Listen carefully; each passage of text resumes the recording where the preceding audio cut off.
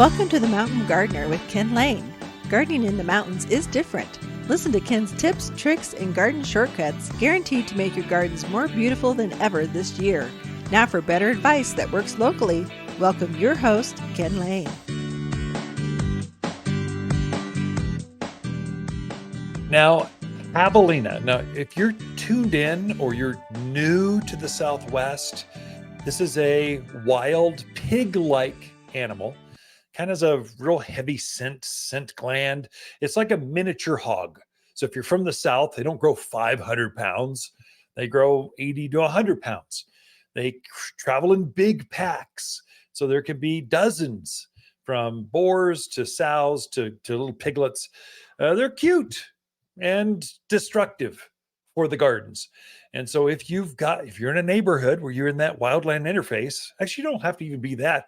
They roam around the neighborhoods just like they own the place.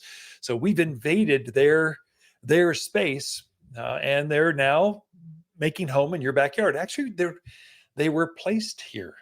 As growing up as a kid here in Prescott, Arizona, we never had Javelina in our backyards. Never worried about it. Deer, rabbits, that kind of stuff. It's a new phenomena. They've come up from the lower deserts. That's back where we used to have to go if you were going to go find them. So Wickenburg, Congress, those areas down towards New River, as you get towards Phoenix. That's where their natural habitat. We never realized they could live. They're up towards Williams, Flagstaff now. And so there's almost no place that they can live. They're very strong. They've got a nose like a pig, and they basically rototill the garden up, and they're looking for roots, bugs, worms, grubs. That's their natural MO. That's what they do. Well, they'll dig up your gardens and looking for that. And if they happen to find your vegetable garden, they're even better. It's like a bonus, like frosting on their dinner palette. They naturally seem to eat cacti. So they can eat like prickly pear cactus. That's a regular thing for them. The root of your agaves and yuccas, that's a natural kind of carbohydrate for them. They'll dig up the plant, eat the root, and chuck the rest, leave the hole, and you come out the next morning going, what just happened? Well, that's a Javelina pack came in and did that. And so if you've got big packs like nesting under the oak trees in your backyard, there's really no hope. I mean, you've got to actually fence them out. There are some plants they just don't like. They just naturally they get sick, or I don't know why. They seem to eat everything, but there's some things they just don't go for. And you'll see them out in the wild because they've just learned, cotoneaster. This is a natural shrub. Grows up. There's a gray-leafed cotoneaster that grows. If you're hiking around the Bradshaws, Mingus Mountain, you'll see this shrub just growing. Nice evergreen, beautiful, just low maintenance. And you can grow it in your backyard. They've learned, don't mess with that. It just tastes bad and makes me feel sick when I eat that. And so any of the cotoneaster family, you're almost golden. You can't go wrong. It's more of a shrub thing. Juniper's the same way. So you've got wild junipers. We're in very large juniper forest areas.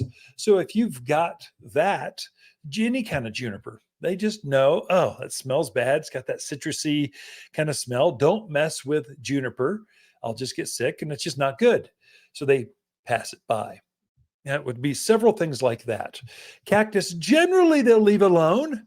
But, if it's drought conditions, they haven't been bothering the cacti like we have seen over the past because we're out of this drought thing. So stuff they prefer have been around so that we haven't had the pressure on them. But if we get dry at all for a moment, they'll go after those prickly pear cactus. They'll just burrow into stuff. So there's quite a few. One that's surprising, you Californians, you'll love this. They leave alone Nandina, or heavenly bamboo. So they'll leave alone this is nice. It looks like a bamboo plant, but it doesn't have that aggressive runner system that just becomes a weed. Bamboo really it doesn't belong in the garden. It takes over. Eventually your backyard will be nothing but bamboo. Nandina doesn't do that. And so it's more tame. It's easier. Grows in containers, raised beds. It's just easy to grow. And animals don't bother. It's got a white sap that they just don't care for. And so they leave it alone. Quite a few of the flowering shrubs, they don't bother. So smoke bush is famous right now. You've got crepe myrtle, they seem to leave alone. Rosa Sharon, they don't bother. This beautiful hibiscus, you'd think they'd go after that, but they don't. In the spring bloomers, so forsythia, flowering quince, lilacs, they seem to leave. They'll bother it if they get really desperate. There's nothing left for them to eat. They might try it, but they'd much rather, if there's anything else, they'll go after that. Vegetables. There are no vegetables. If you like to eat it, a pig-like animal is going to like to eat it too. There's no getting around that. You're going to have to fence that off, put it on the deck. They'll actually, I got a friend of mine at the base of Thumb Butte. He's got a story and a half steps to his back deck overlooking this beautiful vista. The pigs figured out how to climb us like, I don't know, 20 steps to get to the containers on his front deck.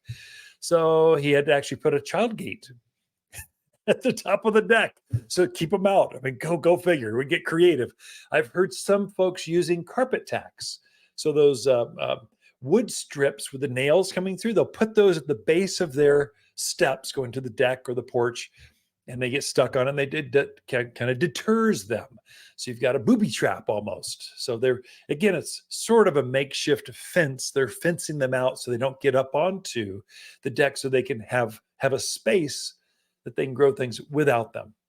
So for our backyard, we've got cedar fence. So our HOA allows us to have cedar fence. Can't have chain link or some others, but cedar's allowed, and the iron.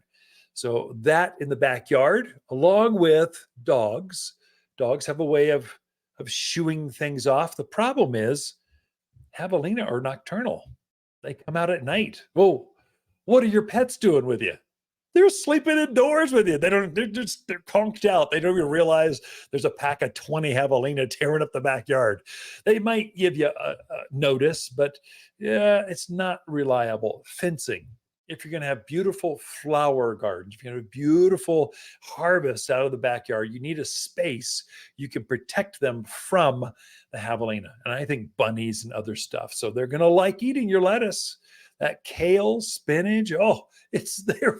They can't resist it. It tastes too good. And so they actually smell it and go, I want that. They can lift cheesy fences. If you just kind of slightly tack down a fence, they'll just lift it up and come right on through. So a true way to keep them out. Highly effective, very high effectiveness is electric fence. So put a 12-volt, a single wire, a foot off the ground with 12 volts going through it. Boy, that just keeps them out of an area. So I use that in some spaces as well. In fact, when I put the wire out, I actually put a piece of tin foil, aluminum foil on top, just let it float on top of the wire. And I put some peanut butter underneath on the bottom on that piece of metal aluminum foil. And they went for it. They wanted that peanut butter. And then the next morning I came out and there was just wire laying everywhere. Just they'd knocked down, the whole herd must have freaked out. Just the lead boar kind of went, oh, this is good. And then hit the wire, got a jolt, and it kind of slapped him on the nose. And all the rest of the herd went, wah! And they have not been back since. And so that's highly high, about 1 foot off the ground. Just put some rebar. You can go down to Olson's Grain, cow ranch. Any ranch feed store is going to have electric fence because that's the only way to keep horses from nibbling on the corral, to keep cattle in. Well, it also works on Javelina very well. I've got it. I don't like those yellow insulators. So I put it in the gardens. I don't even encircle it. I just run the wire through and then I spray paint that green and brown. I kind of camo it because I don't want to see electric fence, but I want it to be live. Then I put it on a timer. So it runs from 10 p.m. at night till 6 in the morning because the dogs, if one of our dogs gets zipped, I'm going to hear about it. Not from the dogs, from Lisa. She's going to like, hey, you can't do that. But I put it on a timer, just comes on when they're out there in the middle of the night. And then it goes off when she's out. I mean, I don't want to get zipped. I don't want my wife to get zipped. I don't want my cat's dogs to get It's not going to hurt them, doesn't burn them, but it sure makes them yelp where they kind of go, whoa, I don't like that. So anyway, electric fence, we've got a whole list of Javelina resistant plants here at the Garden Center. We'd be glad to share that with you. Ask for it the next time you visit. Be right back. You're listening to local garden expert Ken Lane, the owner of Waters Garden Center. He can be found throughout the week at Waters Garden Center, located in Prescott at 1815 Iron Springs Road. Thanks for tuning in to The Mountain Gardener. If you enjoy this show and would like to hear more, please subscribe to The Mountain Gardener, wherever you like to listen to podcasts.